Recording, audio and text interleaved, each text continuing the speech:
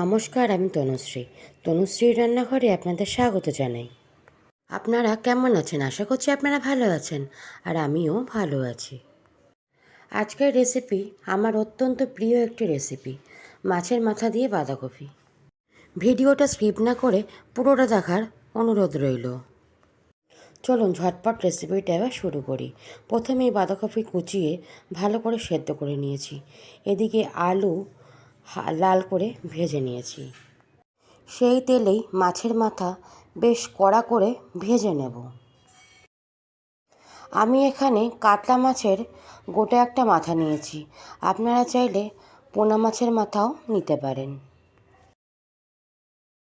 আমার চ্যানেলে যারা নতুন দর্শক, চ্যানেলটাকে অবশ্যই সাবস্ক্রাইব করবেন আর পাশে থাকা বেল আইকনটা প্রেস করে দেবেন। বেল আইকনটা প্রেস করলে কি হবে, আমি যখনই কোনো ভিডিও আপলোড করব সবার প্রথমে আপনার কাছে নোটিফিকেশানটা চলে যাবে। দেখুন মাছের মাথাটা বেশ সুন্দর করে ভাজা হয়ে গেছে। এবার ওই তেলেই আমি পেঁয়াজ দিয়ে খানিকক্ষণ নাড়াচাড়া করব। দেখুন ভাজা হয়ে গেছে পেঁয়াজ। এবার দিয়ে দেব টমেটো। টমেটো ভালো করে নাড়াচাড়া করে মজিয়ে নেব। এবার দিয়ে দেব আগে থেকে ঘষে রাখা আদা। আজকের আমার রান্না যদি আপনাদের ভালো লাগে, লাইক করবেন, শেয়ার করবেন, আর অনেক বেশি বেশি করে কমেন্ট করবেন।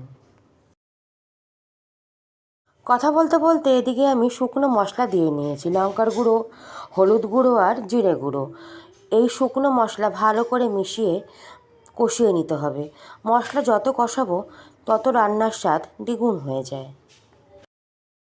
দেখুন বন্ধুরা, মশলাটা বেশ সুন্দর করে কষে গেছে। এবার দিয়ে দেবো আগে থেকে ভাপিয়ে রাখা বাঁধাকপি আর ভেজে রাখা আলু। আলু আর বাঁধাকপি দিয়েও ভালো করে মশলার সাথে মিশিয়ে নিতে হবে। আপনারা যখনই কিছু রান্না করবেন মশলাটা ভালো করে কষিয়ে নেবেন। মশলা ভালো করে কষলে কি হয়, রান্নার স্বাদ দ্বিগুণ হয়ে যায়। বাঁধাকপিতে অনেকটাই জল ছেড়েছিল, আমি ঢাকা দিয়ে ভালো করে কষিয়ে নিয়েছি। বাঁধাকপিটা মজেও গেছে। এবার দিয়ে দেবো পরিমাণে চিনি।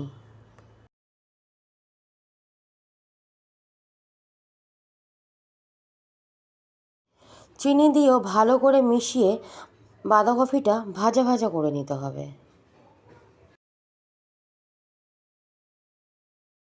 বন্ধুরা, বাঁধাকপি তো আমরা সবাই খাই। এইভাবে একদিন রান্না করে দেখবেন, টেস্ট হয় দারুণ।